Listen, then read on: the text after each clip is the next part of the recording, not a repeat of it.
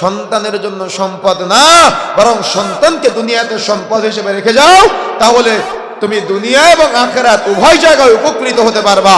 কিন্তু আজকে আপনার চিন্তা কিভাবে বোনের জমি ফাঁকি দিয়ে ছেলের জন্য রেখে যাওয়া, কিভাবে ফুপুর জমি ফাঁকি দিয়ে পরবর্তী বংশের জন্য রেখে যাওয়া।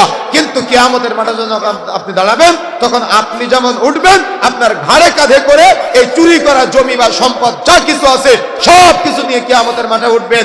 আর সেদিন আফসোস করবেন আর বলবেন, আল্লাহ নিজে বলছেন, ওয়াকালাল ইনসানু মা লাহা, মানুষ আফসোস করবে আর বলবে, হায় আফসোস, আজকে আমার সন্তান দেখে আমার বিরুদ্ধে কথা বলে, আমার সম্পদ দেখে আমার বিরুদ্ধে কথা বলে, আসবাবপত্র আমার বিরুদ্ধে কথা বলে, প্রতিবেশী আমার বিরুদ্ধে কথা বলে, সঙ্গী সাথী আমার বিরুদ্ধে কথা বলে। বলেন সেদিন আফসোস করে লাভ আছে? আফসোস করতে হবে কবে? কখন করতে হবে? এখন করতে হবে। যদি এখন না করেন তো সন্তান দুনিয়াতেও আপনার দাম দিবে না, দুনিয়াতেও আপনার কথা মতো চলবে না, আর আখিরাতে আপনাকে না নিয়ে সে জাহান্নামে যাবে না। এই জন্য সতর্ক হতে হবে, সাবধান হতে হবে। আপনি একজন অপরিপক্ক বাবা, তার মানে আপনার বাবা হওয়ার এখনো যোগ্যতা হয় নাই, যার কারণে সন্তান জন্ম দেওয়ার পরেও আপনার সন্তান আজকে রাস্তাঘাটে ঘুরে বেড়ায়। প্রাপ্ত বয়স্ক হওয়ার পরে তার মুখে রাসূলের সুন্নাত দাড়ির কোনো লেশ মাত্র পাওয়া যায় না, সে রাস্তাঘাটে ঘুরে বেড়ায়, সে পাপ করে, কিন্তু বুক ফোলায় পাপ করে।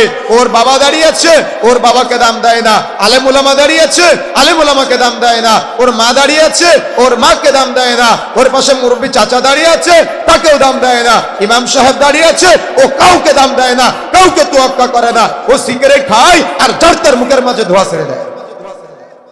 কেন এমনটা হচ্ছে? কেন রুচির বিবর্তন? আপনার ছেলেটা আজকে এমন একটা জামা গায়ে দেয় যে জামাটার মধ্যে 4-5 জায়গায় ছেঁড়া ফাটা, দেখেছেন না? এমন একটা জামা পরে যে জামাটার মধ্যে 4-5 জায়গায় ছেঁড়া ফাটা।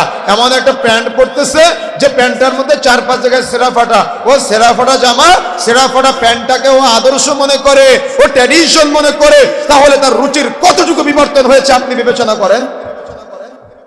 কত নিম্নমানের রুচি, কত নোংরা রুচি। কেন এই রুচি হলো নোংরা? কেন ওই বিবর্তন হলো তার রুচির মধ্যে? কেন এমন পরিবর্তন? এর যতগুলি কারণ আছে, অন্যতম একটা কারণ হলো অভিভাবকরা সন্তানকে নিয়ে চিন্তা না করা।